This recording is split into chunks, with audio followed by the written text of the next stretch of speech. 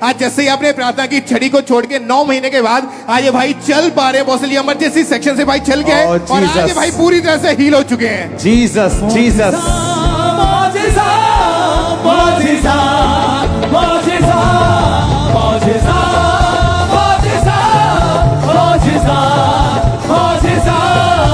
Hallelujah.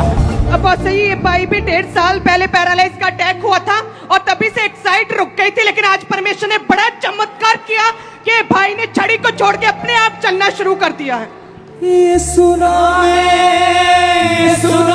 अपने हाथों को उठाओ। Thank you Jesus. सुनो, कितना टाइम लगा हील करने में? 1 सेकंड, जो कि परमेश्वर का आत्मा, उसकी प्रेजेंस मौजूद है। जस्ट वर्ड्स को रिसीव करो, जस्ट आमीन बोल के रिसीव करो। इमेजिन करो, आदमी अगर जाएगा तो कितने हॉस्पिटल में चला जाएगा, कितने लोगों से बात कर लेगा, लेकिन हर मीटिंग में सैकड़ों हॉस्पिटल्स जुड़े रहते हैं हमारे साथ। हर मीटिंग में ICU patients, serious patients, operation theatre के पास लेटे हुए पेशेंट जो उनका ऑपरेशन होना है 1 घंटे 2 घंटे में। परमेश्वर ने ऑपरेशन बनवाए हैं, डॉक्टर्स परमेश्वर ने बनाए हैं। हम मेडिकल साइंस के खिलाफ में शुरू से नहीं हूं, ना था। ये नहीं मैं अपने बयान चेंज कर रहा हूं, मुझे किसी का डर नहीं, फिक्र नहीं। लेकिन कई बार परमेश्वर ऐसे काम करता है आपकी लाइफ में कि आप ये मान सके कि परमेश्वर शक्ति है, वो सामर्थी है।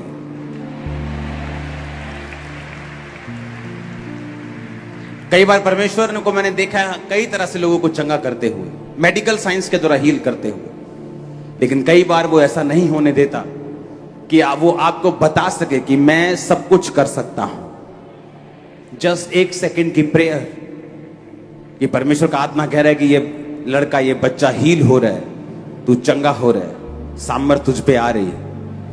उससे आधे घंटे बाद जब टेस्ट करवाने के लिए जाता है, ऑपरेशन कैंसिल हो चुका होता है। और ये बिग मिरेकल के लिए तारीफ करो जोर से।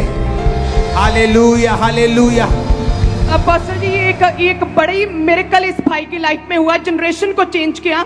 30 साल से ये भाई तांत्रिक का काम करते थे। अपोस्टल जी अपने एरिया में जादू टोना करते थे, झाड़ा फूंकी करते थे, और अपोस्टल जी कहते हैं कि आसपास के लोग सारे तंग आ चुके थे क्योंकि उन लोगों के ऊपर ये काला जादू करते थे पिछले 30 साल से, कहते हैं। और उसका अटैक, जादू टोने का अटैक इन पर भी होने लगा। और 14 साल से इनका बेटा साथ में है। वो बताता है कि 14 साल से ये भाई भी पूरी तरह से पागल हो चुके थे, जानवरों की तरह इनके नाखून बढ़ चुके थे, काले हो गए थे, कपड़े नहीं पहनते थे, पत्थर हाथ में आता था तो पत्थर ही फैमिली के ऊपर मारते थे, रस्सियों से बांध देते थे।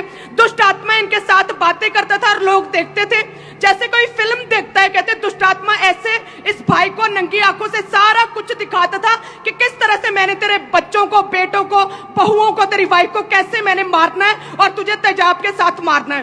और पास्टर जी कहते हैं कि ऐसे देखकर जैसे दुष्ट आत्मा यकीन दिलाता था, इतना विश्वास हो जाता था इस भाई को कि मेरी फैमिली अब मर ही चुकी है। और ये थाने पास के पुलिस स्टेशन में पहुंच जाता था और वहां पे रिपोर्ट लिखवाता था कि मेरी फैमिली मर चुकी है। और कहते हैं कि वहां वो पुलिस स्टेशन, वहां के ऑफिसर्स गवाह है इस गवाही के, और वो इनके घर आते थे और जब चेक करते थे तो सारे ठीक है। और फिर परिवार, आस पड़ोस के लोग पुलिस को बोलते थे कि ये पागल हो चुका है क्योंकि ये जादू टोना करता था, उसका प्रभाव इस भाई के ऊपर पड़ा और ये भी पूरी तरह से पागल हो चुका है पास्टर जी। और पिछले कहते 2 साल से ये भाई कभी नहीं सोया था और पैरों में पिछले 14 साल से कभी भी चप्पल नहीं डाली थी और नाखून बढ़ चुके थे, पागल हो चुके थे, पूरी तरह से रस्सियों से बांधा हुआ था। 5 मई अमृतसर क्रूसेड में इनका बेटा इन्हें लेकर आया और हमारे पास वो वीडियो है इस भाई की जब ये आए थे। अच्छा, ओ जीसस।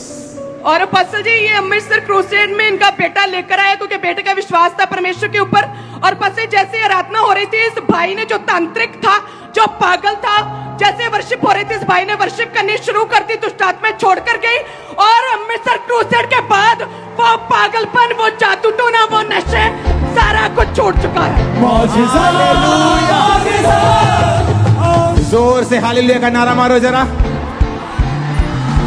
सुनो, क्यों क्रूसेड पे शैतान को आग लगती है, देखा ना अभी? क्यों आग लगती है उनको? आ जाओ।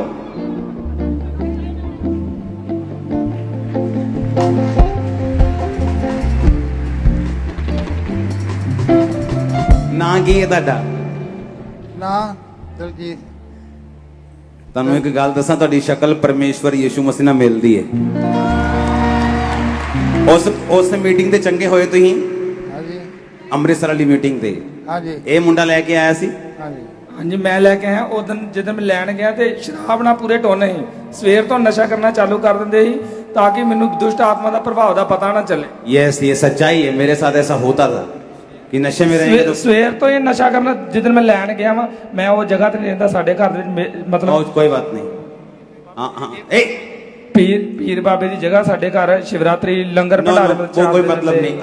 अभी ये कैसे हैं? हैं। अब अपने कपड़े खुद बदलते हैं, अपने नहाते हैं, धोते हैं, अच्छे रहते हाँ हैं। हाँ हाँ हाँ हाँ हाँ। मौजज़ा